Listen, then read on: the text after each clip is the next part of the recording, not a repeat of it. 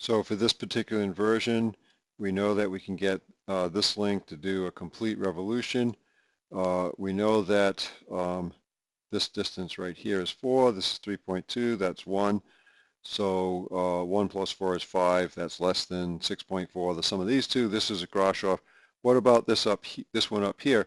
Well, in this particular case, this is 3.2, this is 3.2, and both of these are 4.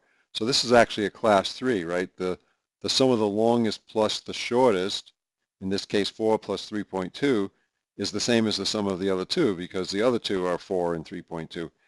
So that one actually is Grashof. What about if we have a case where the other 4 bar, we have one 4 bar down here that's Grashof and the other one isn't? Will that work? So let's look at that case. Okay, so here, these distances are the same as before. This is Grashof. And now we have 3.2, 3.2, 6, and 4. Well, so the shortest is 3.2, the longest is 6. That's bigger than 4 and 3.2. So this 4 bar up here is not Grashof, but you can see that as long as those links can reach, it doesn't matter that they're not Grashof. So in other words, when these are as close as they get together, suppose these were shorter so that, again, maybe you had a slight angle here, but when you try to rotate this, they can't get, that far apart. So again, as long as you have one of those 4 bars as Grashof and the other side doesn't have to be Grashof, as long as they're long enough to reach the positions they need to get to, you can still have a complete revolution of one of the links. And for the lab, for the SOLIDWORKS assembly that you're going to create, you have to have at least one link that can do a full revolution, regardless of which inversion you pick. So as I've already said, each member of the team will have to do a different inversion, create an assembly, demonstrate that to a TA or an essay that you can get the full revolution, and then create an e-drawing with balloons and a bill of material, and that will be, you'll put that in a separate Dropbox, and we'll have the rubric in terms of how the assembly drawing is going to be graded, so that way you can check it. You can look at the rubric yourself and make sure that you have everything you need. So then the next part of the lab has to do with looking with transistors and relays.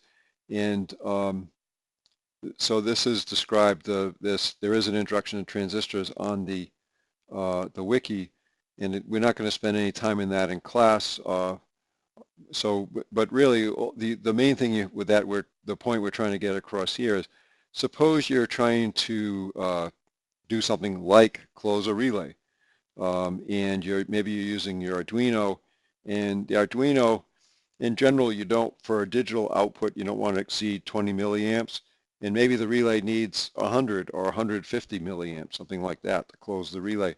So you can use a transistor basically as a switch, and in the saturated mode, so in other words, in this case, you're going to have a square wave here with going from 0 to 5 volts. When the 5 volts is, when the function generates at 5 volts, that's basically turning on the switch, if you think of it like that.